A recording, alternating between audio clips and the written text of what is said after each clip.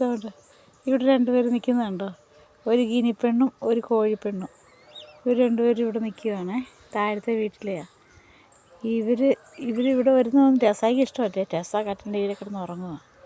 ഇവർ മെല്ലെ വന്ന്, ഇന്നലെ മഴ പെയ്തു, അപ്പോൾ ഇവിടെയൊക്കെ ഈ വീടിൻ്റെ പുറകിലൊക്കെ കുറേ ചെതലൊക്കെ ഉണ്ടായി, അതെല്ലാം തിന്നാൻ വന്നതാണ്. ഞാൻ പറഞ്ഞ് മിണ്ടാതെ തിന്നിട്ട് പൊക്കോന്ന് പറഞ്ഞ്. അവരനങ്ങാതെ നിന്ന് തിന്നുക.